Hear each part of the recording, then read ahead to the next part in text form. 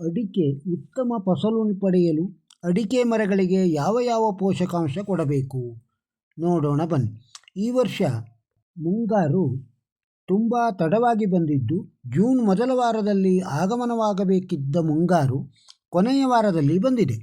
ಅಷ್ಟೇ ಅಲ್ಲದೆ ಬಿಪರ್ಜಾಯ್ ಚಂಡಮಾರುತದಿಂದಾಗಿ ಮುಂಗಾರು ದುರ್ಬಲವಾಗಿದ್ದು, ಇಂತಹ ಸಂದರ್ಭದಲ್ಲಿ ಅಡಿಕೆ ಬೆಳೆಯನ್ನು ಹೇಗೆ ಉತ್ತಮವಾಗಿ ನಿರ್ವಹಿಸಿ ಉತ್ತಮ ಫಸಲು ಪಡೆಯಬೇಕೆಂಬುದು ತುಂಬ ಮುಖ್ಯ. ಅಡಿಕೆಗೆ ನಾವು ಸರಿಯಾದ ಪೋಷಕಾಂಶಗಳ ನಿರ್ವಹಣೆ ಮಾಡದಿದ್ದಲ್ಲಿ ಇಳುವರಿಯ ಮೇಲೆ ಗಾಢವಾದ ಪರಿಣಾಮ ಬೀರುವುದನ್ನು ನೋಡಿದ್ದೇವೆ. ಆದ್ದರಿಂದ ಈ ತಡವಾದ ಮುಂಗಾರಿನಲ್ಲಿ ಪೋಷಕಾಂಶಗಳ ನಿರ್ವಹಣೆ ಹೇಗೆ ಎಂಬ ಕ್ರಮಗಳ ಬಗ್ಗೆ ತಿಳಿದುಕೊಳ್ಳೋಣ. ಯಾವ ತಿಂಗಳಿನಲ್ಲಿ ಪೌಷ್ಟಿಕಾಂಶ ನೀಡಬೇಕು? ಸಾಮಾನ್ಯವಾಗಿ 10 ವರ್ಷ ಮೇಲ್ಪಟ್ಟ ಅಡಿಕೆ ಬೆಳೆಗೆ ವರ್ಷದಲ್ಲಿ 2 ಬಾರಿ ಪೋಷಕಾಂಶಗಳನ್ನು ನೀಡುವುದು ಅವಶ್ಯಕವಾಗಿದ್ದು, ಮುಂಗಾರು ಹಂಗಾಮಿನ ಜೂನ್ ಜುಲೈ ತಿಂಗಳುಗಳಲ್ಲಿ ಹಾಗೂ ಹಿಂಗಾರು ಹಂಗಾಮಿನ ಅಕ್ಟೋಬರ್ ನವೆಂಬರ್ ತಿಂಗಳುಗಳಲ್ಲಿ ಪೋಷಕಾಂಶಗಳನ್ನು ನೀಡಲಾಗುತ್ತದೆ. ಮುಂಗಾರು ಹಂಗಾಮಿನ ತೋಟಗಳಿಗೆ ಪೋಷಕಾಂಶಗಳನ್ನು ನೀಡುವಾಗ ತುಂಬ ಎಚ್ಚರದಿಂದ ಇರಬೇಕು. ಅಲ್ಲದೆ ನೀವು ಮಣ್ಣು ಪರೀಕ್ಷೆಗೆ ಅನುಗುಣವಾಗಿ ಪೋಷಕಾಂಶಗಳನ್ನು ನೀಡುವಂತಿದ್ದರೆ ಅದಕ್ಕೆ ಮೊದಲು ಜಮೀನಿಗೆ ಸಾವಯವ ಗೊಬ್ಬರವನ್ನು ಸೇರಿಸಬೇಕು. ಅದು ಕೊಟ್ಟಿಗೆ ಗೊಬ್ಬರ ಇರಬಹುದು, ಎರೆಹುಳ ಗೊಬ್ಬರ ಅಥವಾ ಇನ್ನಾವುದೇ ಸಾವಯವ ಗೊಬ್ಬರ ಇರಬಹುದು. ಅಲ್ಲದೆ ಈ ಮಣ್ಣು ಪರೀಕ್ಷೆಯಲ್ಲಿ ದೊರೆತ ರಸಸಾರಗಳ ಆಧಾರದಲ್ಲಿ ಮನೆಗೆ ವಿವಿಧ ರೀತಿಯ ಪೋಷಕಾಂಶಗಳನ್ನು ಸೇರಿಸಬೇಕಾಗುತ್ತದೆ.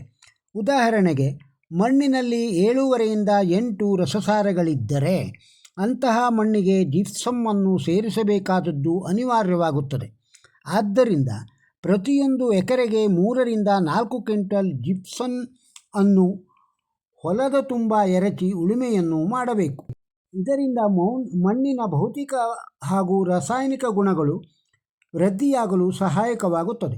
ಬಹಳಷ್ಟು ರೈತರಲ್ಲಿರುವ ಗೊಂದಲವೆಂದರೆ, ಮಳೆ ಕಡಿಮೆಯಾಗುವ ಸಮಯದಲ್ಲಿ ಪೋಷಕಾಂಶಗಳನ್ನು ಕೊಟ್ಟರೆ ಮರದಿಂದ ಹರಳು ಉದುರಿ ಬಿಡುತ್ತದೆಯೋ ಅಥವಾ ಫಸಲು ಚೆನ್ನಾಗಿ ಬರುವುದಿಲ್ಲವೋ ಎಂಬ ಭಯ ಇರುತ್ತದೆ.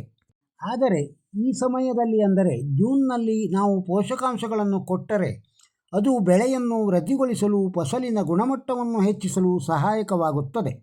ಮತ್ತು ಇದು ಅನಿವಾರ್ಯವಾಗಿದ್ದು, ಈಗಾಗಲೇ 3-4 ಹಿಂಗಾರುಗಳಿಂದ ಮರಗಳಲ್ಲಿ ಹೂವು ಕಾಯಿ ಕಟ್ಟಿದ್ದು, ಅದರಿಂದ ಈಗ ಪೋಷಕಾಂಶಗಳನ್ನು ಕೊಡುವುದು ಅನಿವಾರ್ಯವಾಗಿದ್ದು, ಇದರಿಂದ ಉತ್ತಮ ಫಸಲು ಸಿಗುತ್ತದೆ.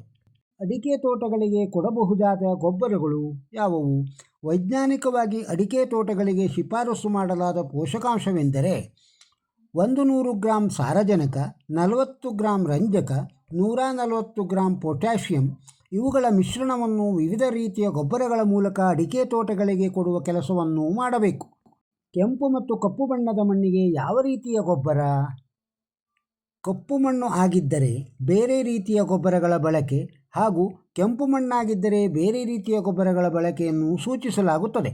ಉದಾಹರಣೆಗೆ, ಕಪ್ಪು ಮಣ್ಣು ಆಗಿದ್ದರೆ 20-20-0-13 ಪೋಷಕಾಂಶವನ್ನು 150 ಗ್ರಾಂ ಹಾಗೂ 150 ಗ್ರಾಂ ಪೊಟ್ಯಾಷ್ ಹಾಗೂ ಲಘು ಪೋಷಕಾಂಶ ಮಿಶ್ರಣ 100 ಗ್ರಾಂ ಪ್ರತಿ ಗಿಡಕ್ಕೆ ಕೊಡಬೇಕು.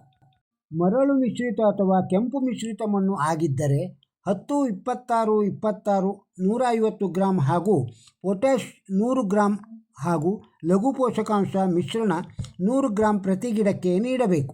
ಈ ಕಾಂಬಿನೇಷನ್ ಗೊಬ್ಬರ ಸಿಗದೇ ಇದ್ದರೆ 9-24-24 150 ಗ್ರಾಂ ಹಾಗೂ ಪೊಟ್ಯಾಷ್ 100 ಗ್ರಾಂ ಹಾಗೂ ಲಘು ಪೋಷಕಾಂಶ ಮಿಶ್ರಣ 100 ಗ್ರಾಂ ಪ್ರತಿ ಗಿಡಕ್ಕೆ ನೀಡಬೇಕು. ಈ ಗೊಬ್ಬರವು ಸಿಗದೇ ಇದ್ದಲ್ಲಿ 15-15-15 200 ಗ್ರಾಂ ಹಾಗೂ ಪೊಟ್ಯಾಷ್ 100 ಗ್ರಾಂ ಹಾಗೂ ಲಘು ಪೋಷಕಾಂಶ ಮಿಶ್ರಣ 100 ಗ್ರಾಂ ಪ್ರತಿ ಗಿಡಕ್ಕೆ ನೀಡಬೇಕು. ಹಾಗಾದರೆ ಲಘು ಪೋಷಕಾಂಶದಲ್ಲಿ ಯಾವ ಮಿಶ್ರಣ ಕೊಡಬೇಕು?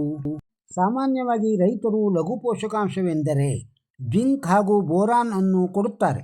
ಆದರೆ ಜಿಂಕ್ ಮತ್ತು ಬೋರಾನ್ ಅಲ್ಲದೆ ಐರನ್, ಮ್ಯಾಂಗನೀಸ್, ಕಾಪರ್, ಮೆಗ್ನೀಷಿಯಂನಂತಹ ಪೋಷಕಾಂಶಗಳ ಮಿಶ್ರಣವನ್ನು ಕೊಡಬಹುದು.